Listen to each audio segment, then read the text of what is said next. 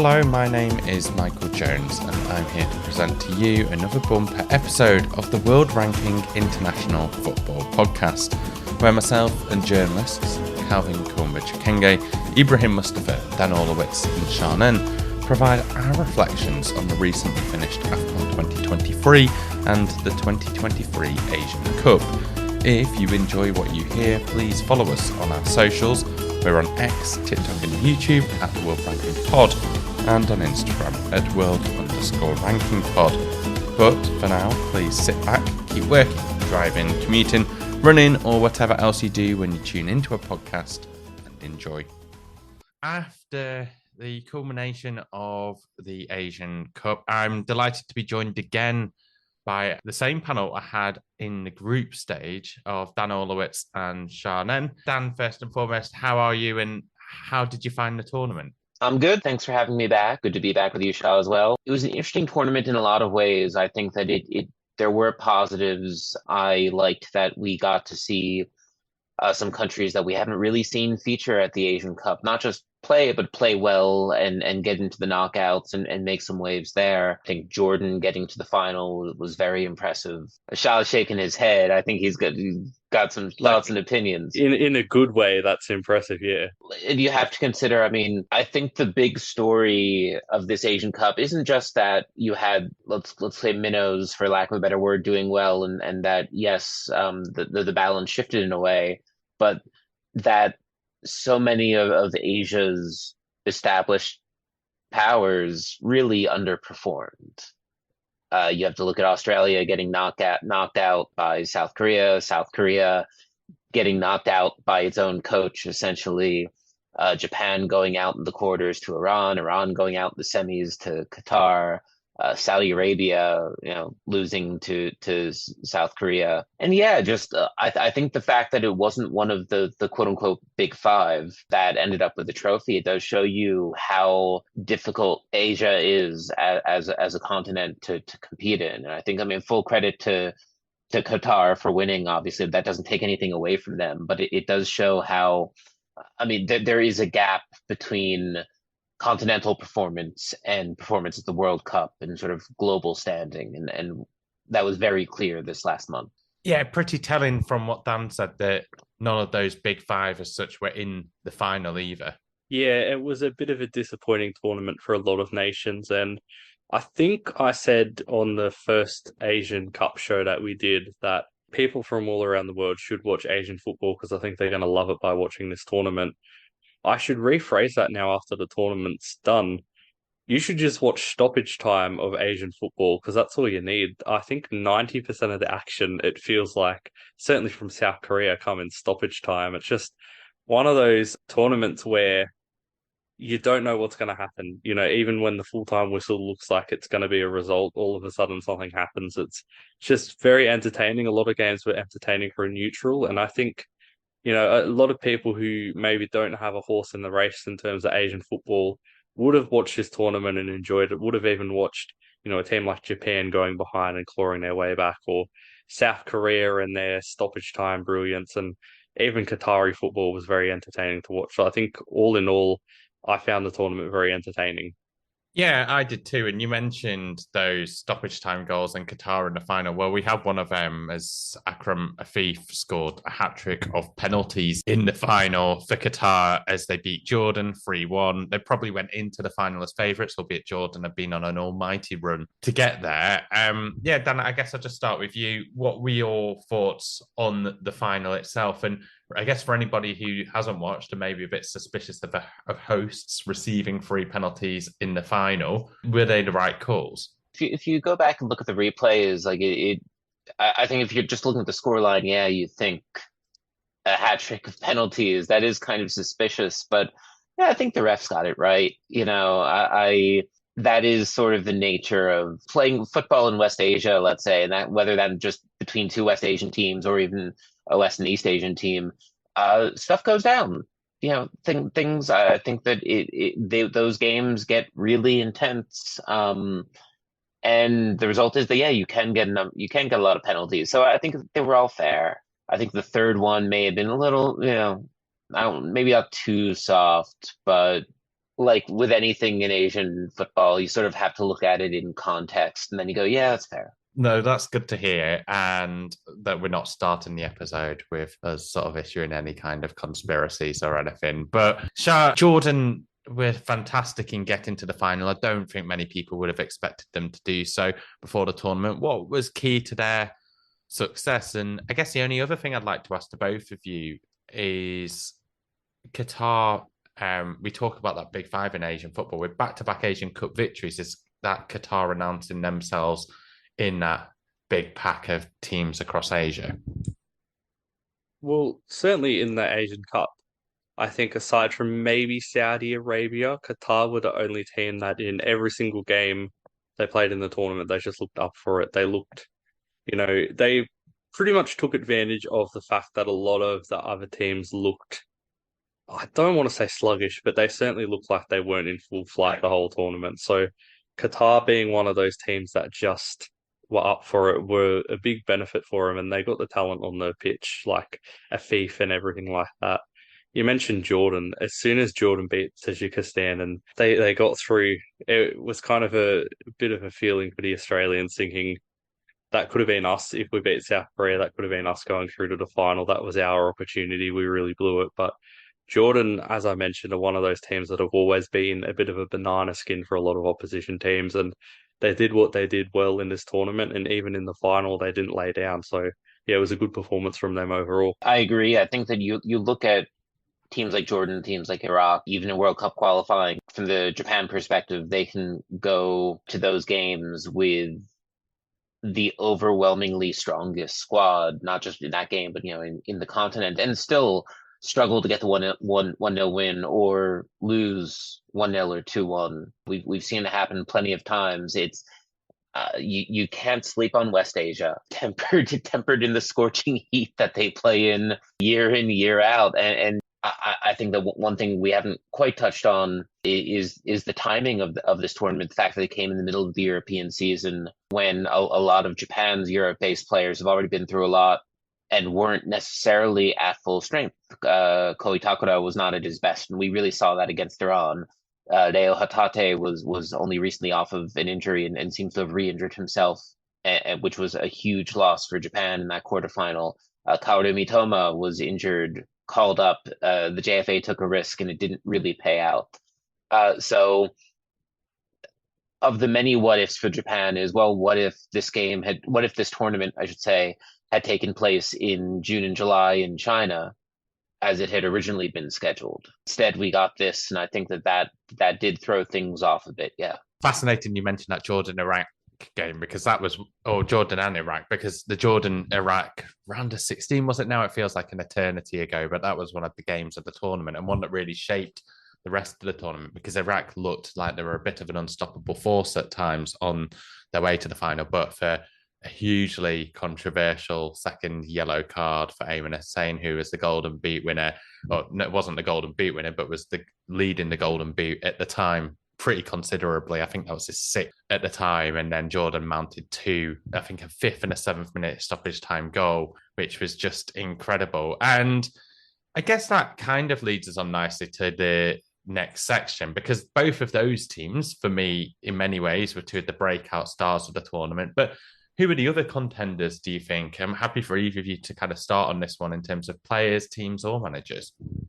I know I'm probably repeating myself from the preview pod, but Tajikistan, they even exceeded my high expectations for them. I think, if they had what we call the bounce of the ball, the rub of the green, a little bit more their way in some matches, they could have been in that final instead of Jordan. They maybe even could have taken Qatar a little bit closer than what Jordan did. And I think, I know it's a bit of a cliche to say they were the breakout team of the tournament, but even people with high expectations of them were probably thoroughly impressed. To that, I would add, I think Indonesia acquitted themselves very well in this tournament. It is one of those countries. I think we can look at the trope in Asia is to look at China and India in particular as that sort of, the sleeping giants, the sleeping dragon, the sleeping tiger.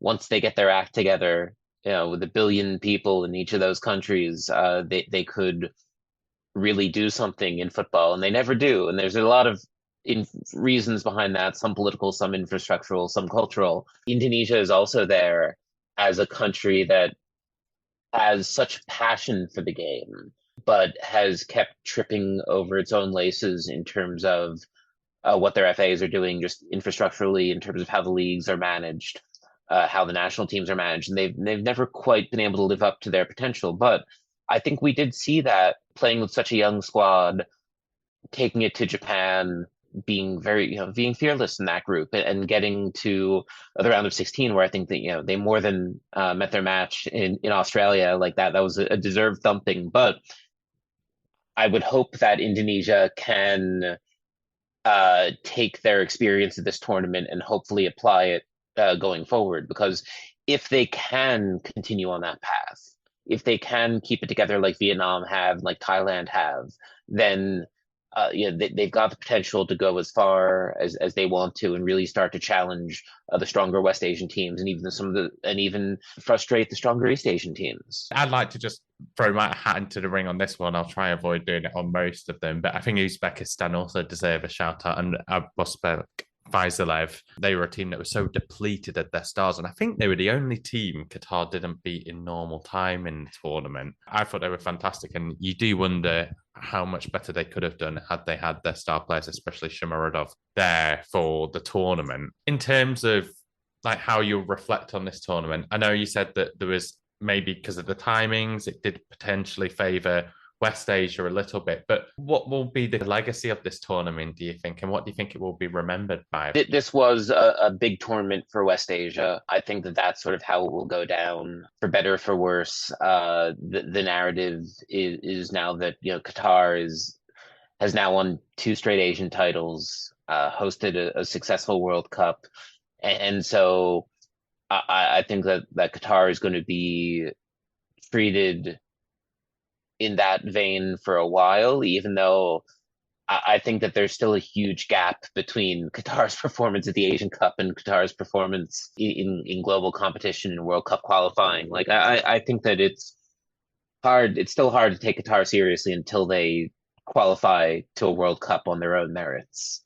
And so the crowd will be a good legacy. The performance of the West Asian teams will be a good legacy, but it is also a bit tiring that the 20 years since 2007, when 4 Southeast Asian nations co-hosted, will have only had one of these that wasn't in West Asia. And I think that just shows you where the balance of power in Asian football is right now. And I guess we'll have to see where it goes in 2031 and beyond. But it is, I'll be honest, not just from the time zone perspective, but just I think that Asia is a very diverse continent. And I don't think we're quite getting that enough in where these tournaments are hosted. I've said for many years that you need to break the AFC up. I do think that it is way too unwieldy as a confederation. And you have right now 47 eligible members to enter to qualify for the Asian Cup.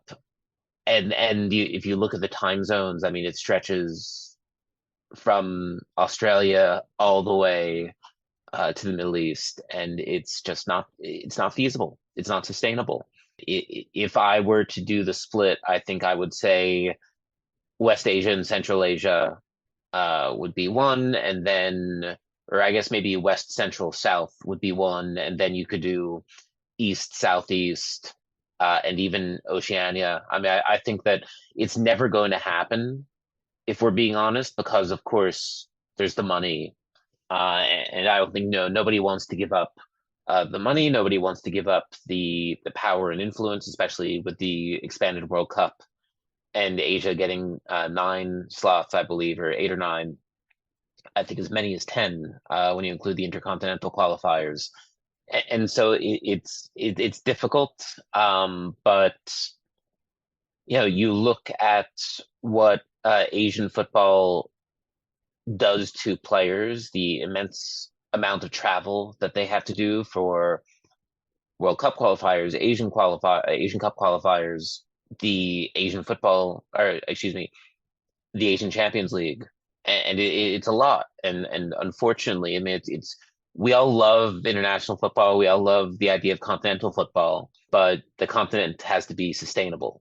It's tough for other continents too. Of course, Africa has so many participants, and they have Afcon every 2 years, basically. South America is huge, but they have way fewer nations. Europe is relatively easy. Yeah, they have a ton of members, but it's relatively easy to travel everywhere in Europe.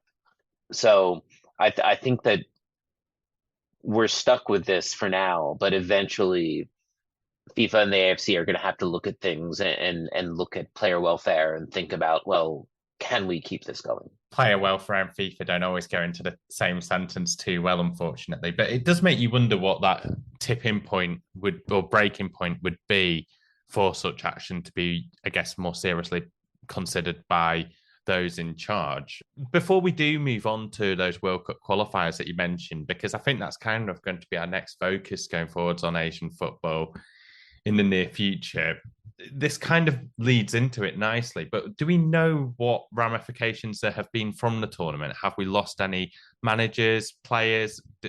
Are we likely to see very different squads going forwards in the near future? Jurgen Klinsmann in South Korea, whose performance was thoroughly panned by fans, by the media. He's done such a poor job managing that side. They got as far as they did. Well, it wasn't because of Klinsmann. It was in many ways in spite of Klinsmann.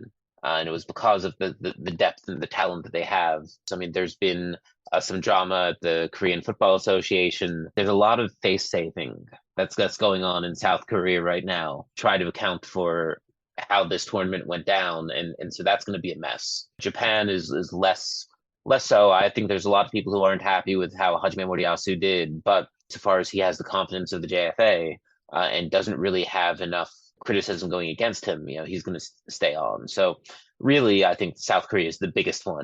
For anybody listening who's wondering where Sha Nen is, unfortunately, it looks like there's been you mentioned that there'd been a thunderstorm in Australia, so hope he's all right, but we've lost him for the time being. Looking ahead to the World Cup qualifiers, I mean, it's just fascinating. You mentioned the amount of teams. It's basically doubled from the allocation AFC normally has for the World Cup, and that will be in 2026 across Mexico, USA, and Canada. And I don't mean it to contradict your point, but earlier about the need for Asian football to split up into two, but does this maybe generate more excitement in World Cup qualifiers than there's ever been in Asian football because of the accessibility to other teams to get in? But even with that, you look at Jordan, who get to the final, for example, and they look like they're on the verge of missing out from qualifying to the next round of the World Cup qualifiers. So it seems a real lottery at the moment. It's a group to group thing. I mean, I can only truly speak on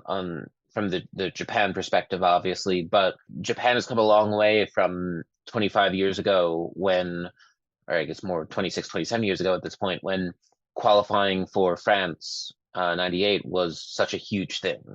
That was a game changer, and even that required, a continental playoff. Yes, there's more opportunities for Asian countries to go to this World Cup, but at the same time, if you're a top country, that just means that you're guaranteed to get in. It used to be that there might be a group of death with Japan.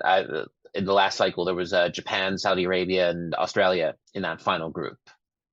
And you knew that of those three, two are going to Qatar and one is going to have to go through a continental playoff, maybe even intercontinental playoff.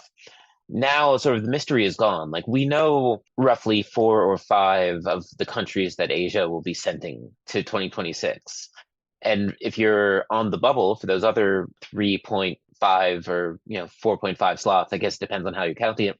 Yeah, you're excited. I think if you're Jordan, if you're Iraq, if you're Thailand, if you're Oman, if you're Iran, if you're Uzbekistan, then yes, you're very excited about the possibility of going to the World Cup when it might not have been a guarantee in the past. For Japan, for South Korea, for Australia, for Saudi Arabia, for Iran, you knew you were going to get there. And so now the final round of qualifying, in my opinion, has less excitement. There's less anticipation. there's more of a focus on team building and experimentation, but it just doesn't. It just feels like it's senioritis. I don't know if that term sort of works to your UK listeners, but where you've gotten your acceptance letter to college or university, you're in, you just have to coast until graduation. And I feel like that's where we're going to be. And I don't know if that's going to make for a stronger confederation on the whole. That's really interesting. And yeah, it's definitely not a UK term, but as soon as you said it, it kind of made sense, but then it made it even more relevant. So I appreciate the explanation a lot, Dan. Yeah, and I guess just before we go, I mean, looking ahead to Asian football, so we're 2 games into the second round of 3 rounds of World Cup qualifying. So this goes on until June, where there's 9 groups of 4, and the top 2 from each group qualify to the final round of World Cup qualifiers, which will then be a 3rd, then 4th round. But some teams from the 3rd round qualify. It gets more complicated, so we'll just focus on the 3rd round for now. But I think there's 3 groups of 6 teams that will be there, and the top 2 from each of them qualify for the World Cup. And then there's a 4th round, which is kind of a continental playoff format, but a round robin. I think before I let you go, Dan, first and foremost, I just want to thank you, Ryan Walters, Mubarak, and Sha Nen, of course, for all of your help throughout the Asian Cup. I don't think we would have been able to provide an understanding to listeners, or me even have anywhere near as good an understanding myself without you all being here. So thank you so much. I guess just for you looking forwards, what does the next few months look like for you in terms of work in sports, and what will you be keeping your eyes on in the next few months? Yeah, I think that Japan will obviously have its World Cup qualifying, 2 really fascinating fixtures against North Korea in March, with the possibility of the second game taking place in Pyongyang. That will be the first time since 2011, and that is a bizarre experience. And hopefully, we'll see if it actually happens. But if it does, that'll be must-watch TV. It's incredible. You can go on YouTube and find that 2011 game. I do highly recommend it. So we'll have that. Obviously, Olympic qualifying is a big one. Nadeshiko Japan will play North Korea home and away for the spot in the women's tournament later this month. The Under-23 Asian Cup will take place later this spring, and that's where the men will hopefully qualify again and try to get a little bit further than they did in 2021, where they lost in the bronze medal game. More locally, the J League is really entering a new era. This will be season 31. Last year was, the 30th anniversary season was sort of monumental in just in terms of celebrating where the leagues come, and also sort of the return from all the pandemic restrictions that we had. And it really does show how much football has grown here and how much it can grow in any country that has the resources and takes the right approach into growing the game at a grassroots level. The fact that we have these youth pipelines, we have these development programs, we have the infrastructure, 2 beautiful new stadiums opening this spring, one at Sanfrecce Hiroshima's new stadium just opened last weekend. Zueigen Kanazawa's new stadium will open in March, and then Vivare Nagasaki's new ground will actually be ready for October. And just the fact that we've gone from the 92 Asian Cup, which was hosted in Hiroshima on the old Hiroshima Big Arch, and it's a tracked athletic stadium, and it doesn't look good. It didn't age well. We've gone from that to most of the J League having specialized football stadiums with all the trappings and all the amenities and everything you would expect. It does show how much countries where football wasn't the big, necessarily big sport can develop and can grow and can improve. So it's going to be a great year for the J League. That can be maybe another conversation, but I do recommend following the J Leagues on social media. They show 4 games around, I should say, on YouTube for free. The season starts on the 23rd, and there's never been a better time to get on that bandwagon. Yeah, it just reminds me of being a kid and when it was the World Cup in Japan and South Korea, having that, you have that page before you get to the teams, and I had the stickers for each of those new stadiums, and I remember how brand spanking new they looked at the time. But it's fantastic to hear about the new infrastructure. I'm going to let you go, partially because we've got a minute 50 left on our Zoom call. But thank you so much for all your contributions, Dan. And yeah, best of luck covering Japan in everything going forward. Thank you very much. Absolutely. Thank you again for having me.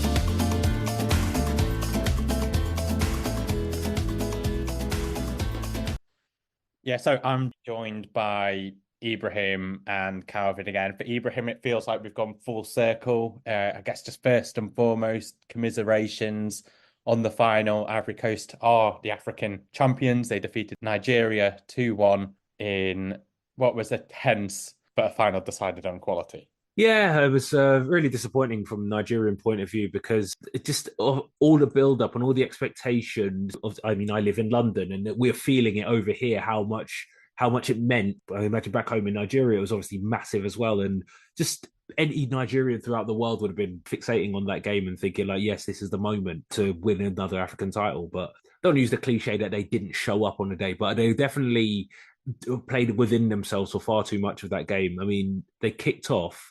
And it was all Ivory Coast for the first half hour odd, and then not a lucky break, but a break, in a sense, to go 1-0 up from a set piece. And you're thinking that's something to hold on to. That's something to encourage you to kick on and go on and win this final, especially as it came before half time. You've got time to reset, come out in the second half and, really turn the screw and like finish this, end this game, But no, they just sort of thought, well, 1-0 was enough. And it wasn't, when you're in that sort of that atmosphere, I don't know, who knows, maybe the atmosphere played a part, but you're in that environment, you're against the home side and they are doing everything they can to make sure that they win this game. And the equaliser felt inevitable. And once that went in, you kind of felt you knew which way it was going.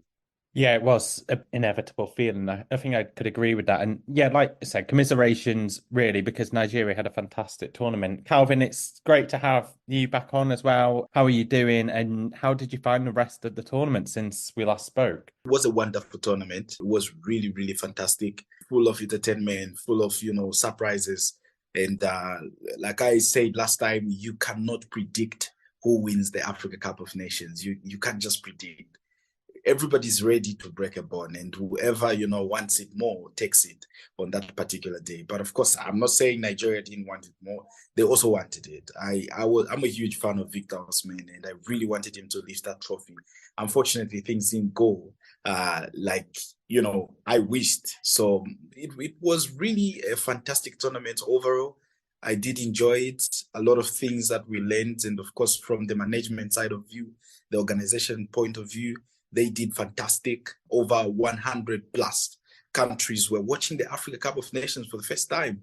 That's massive for CAF and of course for African football. So what I believe is that the quality that we saw in Ivory Coast, I wouldn't be surprised if an African nation wins the 2026 FIFA World Cup. It's a massive statement, but I think what we saw with Morocco in 2022, there's certainly reason to support that. And it's interesting because you mentioned that it wasn't Victor Osimhen's tournament in the end, although it was very close, but it was Sebastian Haller's tournament, Ibrahim, and he kind of symbolized this tournament, somebody who battled cancer and recovered to play at the greatest stage of his career and have that greatest moment, and very much symbolized like Ivory Coast's journey in this tournament too. This was a story of redemption and recovery under a new coach switching midway through, something that's frankly unheard of. Yeah, obviously it's a fantastic story for Sebastian Haller, and I just got to say shout out to him.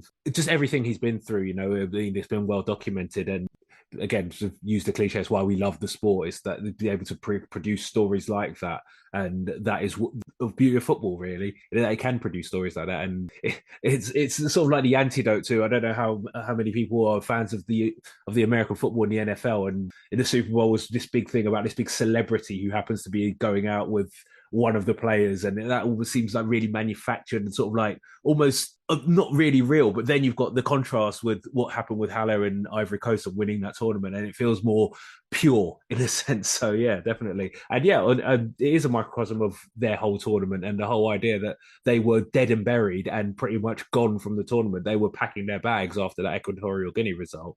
And even when we were last on doing this put together, we all said, oh yeah, that's, they've got through, but that's going to be the end of their tournament when they face Senegal. But as it turns out, it wasn't, and they've ended it on the brightest possible note that they could. And fair play to them. Well done, I have to say, through gritted teeth.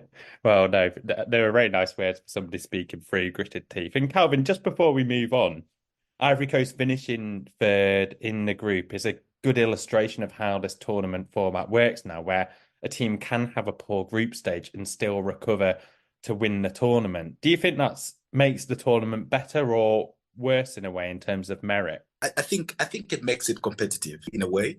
You now have got a team that is almost dead and buried. Of course, it's coming from the dead and comes back and they're ready to give everything. You have a second chance and they're able to give everything. And it actually tells a very good story, This is a team that was dead and buried, and then they just resurrect from the dead, come back, beat the team, the defending champions, beat the favorites and lift the trophy. It's never happened before.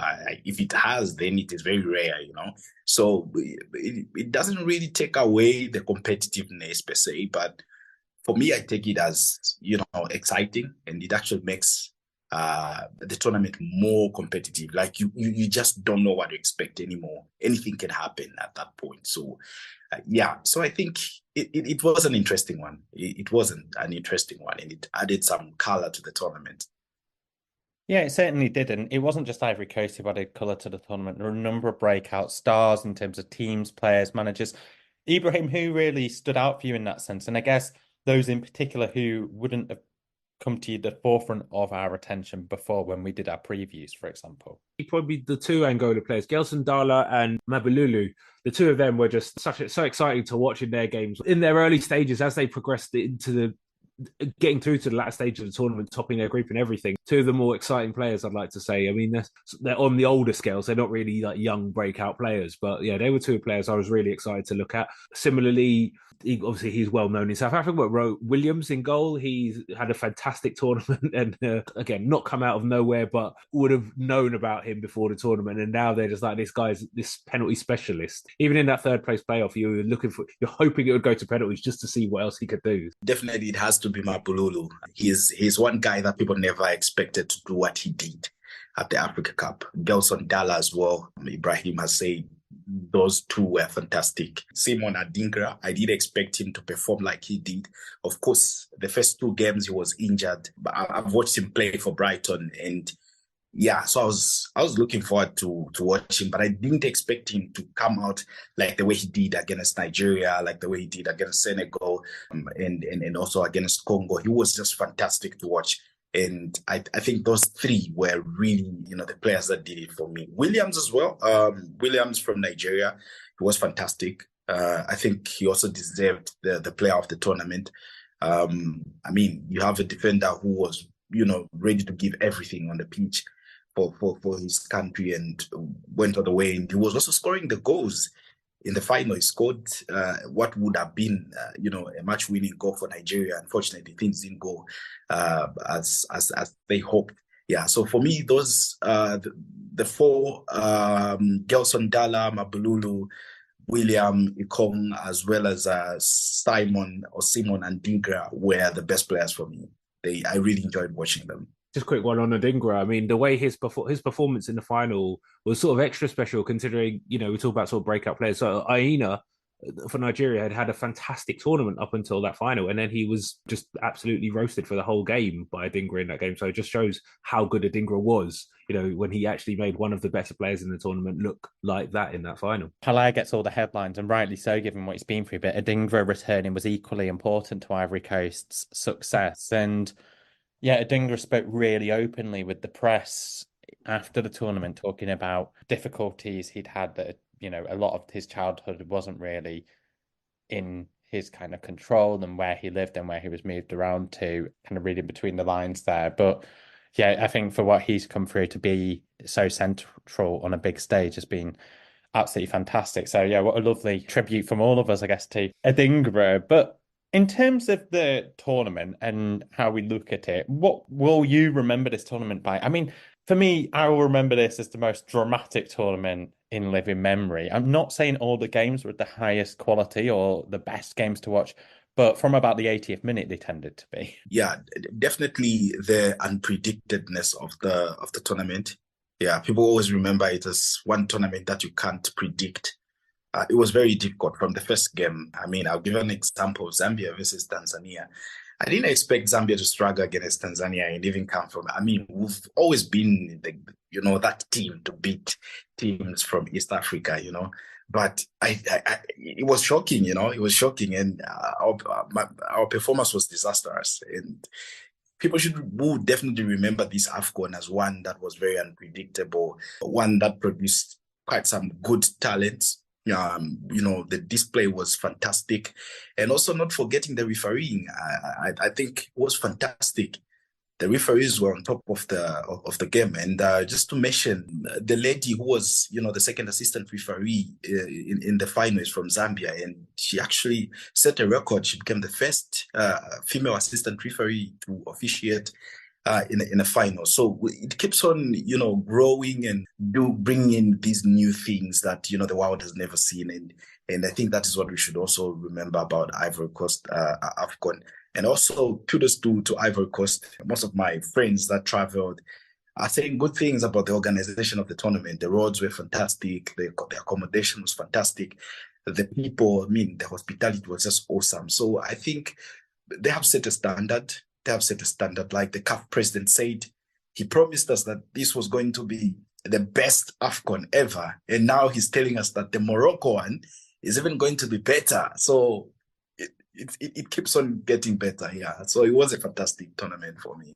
That unpredictability in itself has, whilst it's created some miraculous stories for some teams, Calvin, it's been the serious cost for others. And it's led to, I think, almost half of the teams changing managers or being in the process of changing managers. Would you just be able to tell us about some of those changes that have happened across Africa? And do we expect the sort of African footballing landscape to change in terms of who those superpowers are after this tournament? Yeah, so it all goes back to, scripting the AFCON. Like I said last time, you cannot script the Africa Cup of Nations. It's just a different tournament. So, most of these coaches, most of these African FAs came into this tournament, with a script. Yeah, we're going to beat Zambia. We beat Congo. That is Morocco now. We beat Congo. We beat Tanzania, finish top of the group, go to the semifinals, win it like we did at the World Cup. You have a script, right? And then things don't go like the way you expect them to go. And that brings about frustrations. And I think that is what happens to most of the African federations. So we saw about should be 12, if I'm not mistaken. 12 managers were sacked while the competition was going on. You get knocked out and you are sacked the next day. That just tells you that the AFCON cannot be predicted. And if you go with a script, you will be heartbroken. So that is really what happened. And we hope people will not come with scripts next time, just come and play football and expect anything. But it was disappointing, of course, to countries like Algeria, Tunisia, and Morocco. I take them as the biggest flops in this tournament. And for those that sacked their coaches, Ivory Coast, a little bit justifiable. The sacking was justified because they've won, but had they not won, I don't think anybody was going to say, they did well to sack the coach. People are going to criticize them. So yeah, certain things happen like that, but yeah, it was a good tournament. It's actually difficult to explain and say, this one was sacked because of this. Yeah, the only answer I've been giving people is that you came with a script and it didn't work. You don't come with a script to the AFCON. you'll be heartbroken and you end up sacking people. So that is exactly what happened. Yeah. I guess, Ibrahim, like these tournaments often are meant to be sort of learning experiences, most for maybe minnows entering the tournaments for the first time, playing against these bigger nations. But like Calvin said, with Algeria, Tunisia, Ghana, this can be said, actually, these learning experiences must be taken from the bigger powerhouses across African football going ahead to 2026 and to World Cup qualification, which we'll get on to very shortly. Yeah, absolutely. But like Calvin says, I mean, you can't if you come in expecting something, like these big teams do. The environment of the Afcon itself is unlike anything else. It's not like the qualification will be very different for the World Cup because they have that sort of distance. The top players will fly in, they'll do their job for 90 minutes or 2 games, and it's usually 2 games in a week, 180 minutes. Get the job done, fly back to their comfort of their European houses or wherever. In the environment of Afcon, you've got so much riding on. You've got all that sort of home pressure as well. You have to perform at the Afcon. You're in this close-knit environment. You've got all the other teams around. You've got so much going on and all the eyes are on you. Can't always run smoothly especially for all the big teams. And, that's where the shocks occur. And especially with this, like the new format, as we say, of having that third place qualification gives teams who, you could lose your first 2 games and think, actually, if we get something of the final game, we can still qualify. And so there's that extra motivation for the smaller teams and that extra fear going in for the bigger sides. And then it's whether they're able to deal with that at all. Yeah, that's a really good point in terms of those final games. Yeah, I guess before I let you go, we've just got a few minutes. Next up for all these teams is a shift and focus to the World Cup in 2026. Calvin, just starting with you, I guess Zambia is a kind of good place to start as an example too. How is this looking? Is this an exciting prospect for teams, especially with more African countries being able to qualify? People shouldn't be surprised when you see Africa winning the next FIFA World Cup. I mean, Morocco reached the semi-finals, and the quality that we saw at Afcon, Morocco couldn't even go past the round of 16. That should tell you something. Yeah, so I feel with more slots now given to Africa, 9 teams plus 1 more that could, qualify after the continental playoffs, it gives us a very, very good chance. From a Zambian point of view, we are really hoping and praying that maybe now, finally, this is our time. This is the time we can stop Morocco and just go to the FIFA World Cup. Yeah, so it will be exciting. I'm very, very excited. I think I should be traveling with the team in the qualifiers, and I hope to document everything and just make sure I have everything with me and see it firsthand and not be told that Zambia qualified for the World Cup. Yeah, so the prospects of Africa winning the World Cup, I'm very, very confident. I don't know where I'm getting it from, but I just feel it that 2026 could be the time Africa will do something and just bring it home. Yeah, so very much excited for the World Cup qualifiers. It's always exciting. It's always exciting when the qualifiers are being played. Sometimes the African World Cup qualifiers are more entertaining than the actual World Cup. It's funny, No, it's such a brilliant advert for the qualifiers, isn't it? And Ibrahim, I mean, what would back that up alone is Nigeria and South Africa, 2 of the semi-finalists. They're in the same group. Nigeria, the 2nd and 3rd best team in Africa at the moment, are having to play each other twice for 1 guaranteed slot in the World Cup. And I think there's other cases, Senegal and DR Congo, 2 teams who have been brilliant recently. Yeah, totally. There's no margin for error in qualifying, really, because, it is even now with more teams being allowed in, every group is only the top team qualifying. So you really need to make sure you get that than not having to navigate that playoff. So, you've got 2 good teams in there. One of them is probably likely to miss out. So, it really, like I say, no margin for error. And you really need to be on your game in these qualifiers. As Calvin said, it can be quite an entertaining prospect. We'll be bringing you a lot more coverage in terms of when those World Cup qualifiers resume in March. But I think we've provided extensive coverage. Well, you two and Alistair and Eric, Dean, who also came on, were fantastic for the coverage. So I'd just like to say thank you so much for all your help throughout the past month. It's been absolutely fantastic to hear your different perspectives and experiences and takeaways from the tournament. And thank you so much. And look forward to speaking to you both again. Cheers. Thank you, Michael. All right. Thanks, Michael. Have a good day. thank you very much for listening, and I sincerely hope that you enjoyed the podcast. If you did, please rate us or thumbs us on the podcasting platform which you listen to us on, and follow or subscribe both on here and our social medias, as it will really help us grow. We'll be back very soon to bring you the next phase of our podcast, which, between international breaks, will dive deep into understanding some of those countries you may not know an awful lot about, beginning with Antigua and Barbuda. Until then, see you soon.